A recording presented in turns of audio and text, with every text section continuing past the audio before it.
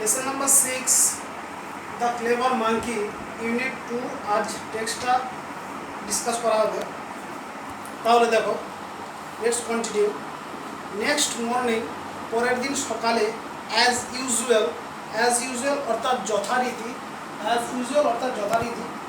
পরের দিন সকালে যথারীতি একই রকমভাবে the monkey jump অনটু the rock, সেই বাঁদরটা পাথরটার উপরে ঝাঁপ দিল। And landed on the river island, এবং তারপরে রিভার আইল্যান্ড অর্থাৎ দ্বীপে সে পৌঁছে গেল, নদী দ্বীপে। সিং দিস, এটা দেখে দ্য ক্রোকোডাইল কুমিরটি সাঁতরে গেল টু দ্য রক, সেই পাথরটির কাছে, প্রস্তরখণ্ডটির কাছে সেই কুমিরটি সাঁতরে গেল। সোয়াম কথাটা সুইম থেকে এসছে, অর্থাৎ সাঁতার কেটেছিল। সুইম কথাটা হলো প্রেজেন্ট ফর্ম, সুইম ভার্ব সাঁতার কাটা, আর সোয়াম অর্থাৎ এটা পাস্ট ফর্ম, সাঁতার কেটেছিল। তাহলে সেই কুমিরটি সাঁতার কেটে পাথরটার কাছে গিয়েছিল। He lay still on the rock, সে পাথরটার উপরে স্থিরভাবে শুয়েছিল। Keeping his head and tail well under water, তার মাথাটা এবং তার লেজটি জলের নিচে রেখে। কুমিরটা এমনভাবে বান করে শুয়েছিল যেন সেটাকে মনে হয় যেন কীরকম, সে পাথরের মতোই মনে হয়। আফটার হ্যাভিং এ গুড মিল, বেশ ভালোভাবে খেয়ে, the monkey decided to return, monkey মনস্থির করলো ফিরে আসা, অর্থাৎ বাঁদরটি মনস্থির করলো ফিরে আসার, অর্থাৎ সে তার নিজের বাড়ি ফিরে আসার বা তার আশ্রয়স্থানকে ফিরে আসার মনস্থির করলো। He looked at the rock, সে সেই প্রস্তরখণ্ডটির দিকে তাকালো। স্ট্রেঞ্জ, অদ্ভুত, স্ট্রেঞ্জ কথার অর্থ হলো অদ্ভুত, স্ট্রেঞ্জ, অদ্ভুত। দ্য রক হ্যাজ, সেই পাথরটি, হ্যাজ বিকাম সো লার্জ, খুবই বড় হয়ে গেছে। হি থট, সে ভাবলো। ইট ওয়াজ নট সো বিগ, এটা এত বড় ছিল না। হোয়েন আই কেম হেয়ার, আমি যখন এখানে এসেছিলাম। বাঁদরটি ভাবতে লাগলো যে যখন আমি দ্বীপে এসেছিলাম তখন তো পাথরটা এত বড় ছিল না, তাহলে এত বড় হঠাৎ কী করে হয়ে গেল, তার মনে একটা সন্দেহ জাগলো। পসিবলি, সম্ভবত, দ্যাট ক্রোকোডাইল, সেই কুমিরটি, ইজ প্লেইং এ ট্রিক, একটি কৌশল করছে। এগেন, আবার, অর্থাৎ আবার একটি ছল চাতুরি করছে। ট্রিক কথার অর্থ হলো ছল চাতুরি বা কৌশল। ট্রিক, ছল চাতুরি করা বা কৌশল করা, অর্থাৎ কুমিরটা আবার নতুন কিছু ফন্দি পেতেছে, অর্থাৎ নতুন কিছু ছল চাতুরি বা কৌশল অবলম্বন করছে। হি ইজ লাইং দেয়ার, সে সেখানে শুয়ে আছে। Pretending to be a rock, একটা পাথরের মতো ভান করে। প্রিটেন্ড কথার অর্থ হলো ভান করা, প্রিটেন্ডিং অর্থাৎ ভান করা। The monkey made up his mind, সেই বাঁদরটা সঙ্গে সঙ্গে তার মনস্থির করলো। ভেরি কুইকলি, খুব সঙ্গে সঙ্গে, খুব দ্রুততার সঙ্গে। হি শাউটেড, সে চিৎকার করলো। হ্যালো রক, অর্থাৎ হ্যালো প্রস্তর বা পাথর। মাই ডিয়ার ফ্রেন্ড, আমার প্রিয় বন্ধু। You look quite big today, আজকে তোমাকে ভালোই বড় লাগছে, আজকে তোমাকে ভালোই বড় দেখতে মনে হচ্ছে। And you didn't welcome me today, আজকে তুমি আমাকে অভ্যর্থনা জানাওনি। অ্যাজ ইউ অলওয়েজ ডু, যেটা তুমি প্রত্যেক দিন করো, অর্থাৎ প্রত্যেক দিন যেভাবে তুমি আমাকে অভ্যর্থনা জানাও সেরকম তুমি জানাওনি। এই অংশটিতে বাঁদরটা নিজের চালাকি বা নিজের বুদ্ধিমত্তার প্রয়োগ করছে, যে দেখি পাথরটা তো কথা বলতে জানে না, সে বাঁদরটাও জানে, কিন্তু ক্রোকোডাইলটা হয়তো জানে না, ক্রোকোডাইলটা বোকা বা কুমিরটা বোকা। তাই বাঁদরটা নতুন করে যাচাই করার চেষ্টা করছে যে সত্যি কি ক্রোকোডাইলটা পাথরের উপর শুয়ে আছে না পাথরটা সেটা। Are you angry with me, তুমি কি আমার সঙ্গে রাগান্বিত আছো, রেগে আছো আমার উপরে। হিয়ারিং হিম, এটা শুনে দ্য ক্রোকোডাইল থট, সেই কুমিরটা ভাবলো। পারহ্যাপস, সম্ভবত, পারহ্যাপস কথার অর্থ হলো সম্ভবত। আমি এখানে লিখে দিচ্ছি।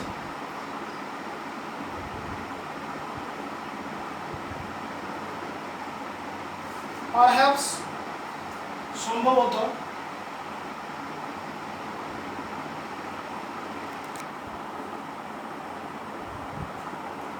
অর্থাৎ সম্ভবত, পারহ্যাপস, হয়তো, this rock really talk to the monkey, কুমিরটা ভাবছে যে হয়তো এই পাথরটা সত্যিকারই বাঁদরটার সঙ্গে কথা বলে। I should speak to him, আমাকে তার সঙ্গে কথা বলা উচিত। Posing as the rock, posing অর্থাৎ ভান করা, অ্যাক্টিং করা, অভিনয় করা, রূপ ধারণ করে ভান করা।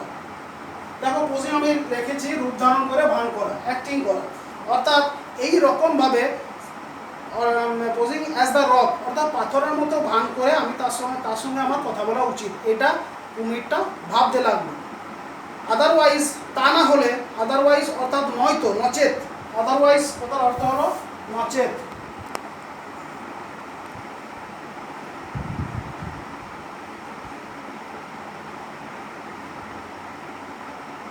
নচেত বা নয়তো, নয়তো হি মাইট সাসপেক্ট সামথিং, সে কিছু সন্দেহ করবে। সাসপেক্ট কথার অর্থ হলো সন্দেহ করে। সো হি সেড, তাই সে বললো, অর্থাৎ কুমিরটা বললো, নো নো মাই ফ্রেন্ড, না না আমার বন্ধু, ইউ আর অলওয়েজ ওয়েলকাম, তুমি সবসময় স্বাগতম, অর্থাৎ তোমাকে সবসময় আমি স্বাগত জানাই। ইফ ইউ আন্ট অ্যাংরি, যদি তুমি না রেগে থাকো, why are you looking so different, আজকে তাহলে অন্যরকম তোমাকে কেন দেখাচ্ছে? সেড দ্য মাঙ্কি, সেই বাঁদরটা বলল, অর্থাৎ বাঁদরটা আরও যাচাই করার চেষ্টা করল। অ্যাট দিস, এটাতে দ্য ক্রোকোডাইল গট ইম্পেশেন্ট, কুমিরটা খুবই অধৈর্য হয়ে গেল। ইম্পেশেন্ট কথার অর্থ হলো অধৈর্য হওয়া, ধৈর্য রাখতে পারলো না। হি রিয়েলাইজড হিজ হেড, হি রেজড হিজ হেড, সে তার মাথাটাকে তুললো, অ্যাবভ ওয়াটার, জলের উপরে, অ্যান্ড সেড, এবং বলল, I am not a rock you stupid, অর্থাৎ বোকা, আমি কোনো পাথর নই। আই এম এ ক্রোকোডাইল, আমি কুমির।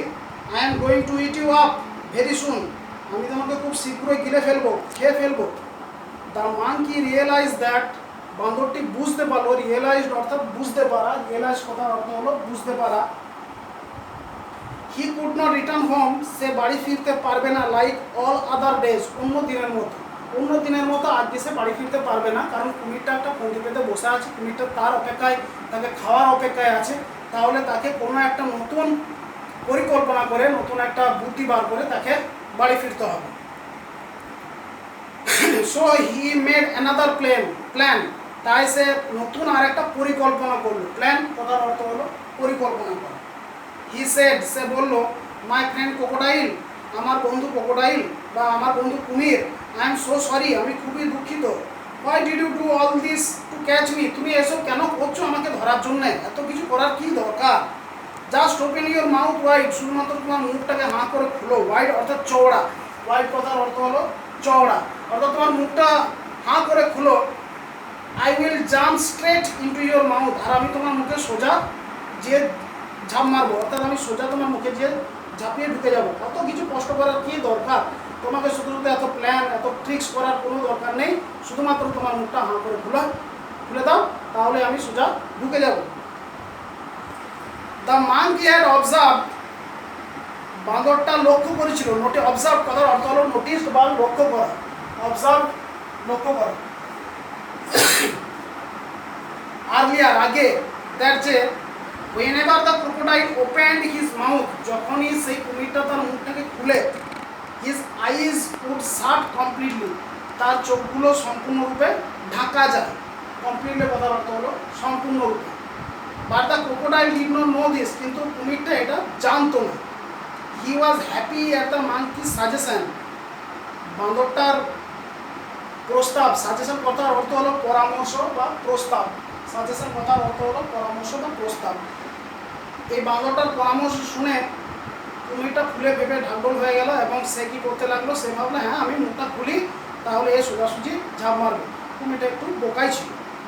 হি raised himself on the rock, সে পাথরটার উপরে নিজেকে নিচে উঠলো। With his mouth wide open, তার মুখটাকে হাঁ করে, অ্যান্ড হিজ আইজ ক্লোজড, এবং তার চোখগুলো বন্ধ হয়ে গেল। The clever monkey lift on the crocodiles head, সেই চালাক বাঁদরটা কুমিরটার মাথাতে যে লাফ মারলো। অ্যান্ড দেন কুইকলি, এবং সঙ্গে সঙ্গে jump back to the river bank, এবং সঙ্গে সঙ্গে কী করলো না নদীর পাড়ে যেয়ে উঠলো। অর্থাৎ কুমিরটা এখানে ধরে নাও, এখানে বাঁদরটা বদ্বীপে আছে, কুমিরটা এখানে মুখটা হাঁ করে আছে, চোখগুলো ঢাকায় আছে। বাঁদরটা সোজা মাথাতে ঝাঁপ মেরে রিভার ব্যাঙ্ক অর্থাৎ নদীর পাড়ে এসে পৌঁছে গেল। ঠিক আছে,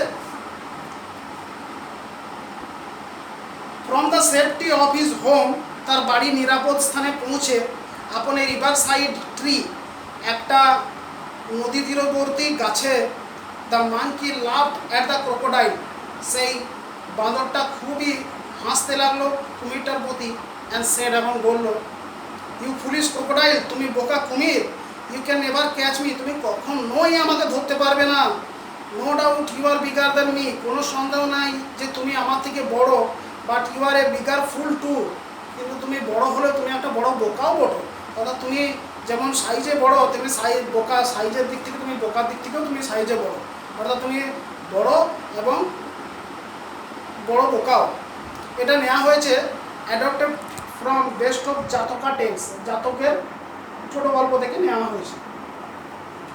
পরবর্তী সময়ে তোমাদেরকে পরবর্তী ক্লাসে আবার অন্য আলোচনা করা হবে।